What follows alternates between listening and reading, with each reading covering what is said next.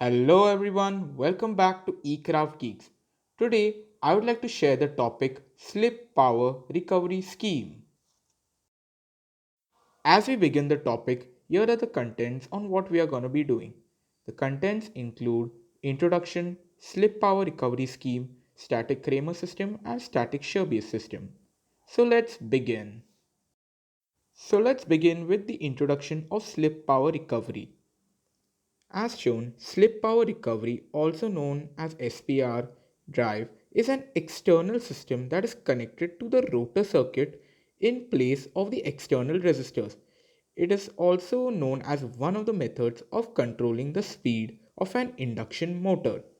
The SPR provides speed and torque control like the resistors but can also recover the power taken off the rotor and feed it back into the power system to avoid any kind of energy waste. Therefore, after knowing about what is slip power recovery, let us go to slip power recovery scheme. In chopper method or speed control from the slip ring induction motor, the slip power is dissipated in the external resistance and it leads to the poor efficiency of the drive. However, instead of wasting the slip power in the rotor circuit resistance, it can be conveniently covered by various schemes for the speed control of slip ring induction motor. There are two important types of slip power recovery scheme, and the following are static Kramer drive and static Sherbius drive. So let us begin with the first important type of slip power recovery scheme, that is the static Kramer drive. As you can see, this is a circuit diagram of the static Kramer drive. In the circuit diagram, the slip power from rotor is rectified to DC voltage by diode bridge. The inductor LD smoothens the ripples in the rectified voltage VD. This voltage VD is then converted to AC voltage at line frequency by line commutated inverter. As the power flow is from the rotor circuit to supply, static Kramer drive offers constant torque drive and it also offers speed control below synchronous speed only.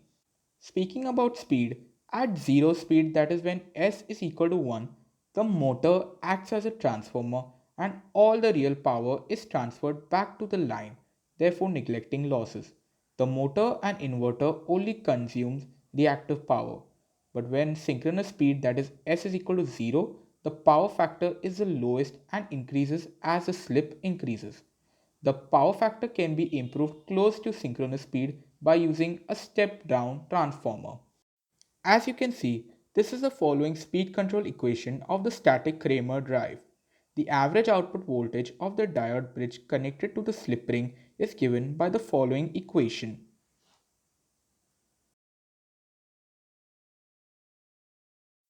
After knowing about the static Kramer drive, let us know the second important type of the slip power recovery scheme, and that is the static Sherbius drive. As you can see, here is a circuit diagram of the static Sherbius drive. The Sherbius drive is a speed control method of wound rotor motor, that is the induction motor. It is used for recovery of slip power. This drive can operate in both synchronous and subsynchronous speed range. Static Sherbius drives are capable of bidirectional power flow with both positive and negative injected voltages possible in phase with or opposing the rotor current. As a result, a wider set of operating conditions is possible considering the torque equation for slip energy recovering.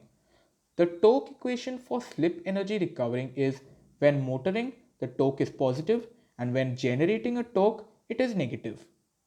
Just like the static Kramer drive, here is the equation for the static Sherbius drive. Hence, after learning about the slip power recovery scheme and its two important types, let us now learn about its merits and demerits. Speaking about the merits in the slip power recovery scheme, instead of any other speed control methods, the working range can be obtained at any speed. And if overexcitation is occurred at the rotor, it will take lead current which improves system performance. While speaking about the demerits of a slip power recovery scheme, the motor turn ration is less than unity, and in order to improve the power factor, a capacitor is introduced into stator or rotor sides. And that was the end of the topic slip power recovery scheme. Thank you so much for watching this video. Don't forget to like, share and subscribe to eCraft Geeks. Thank you so much. See you next time.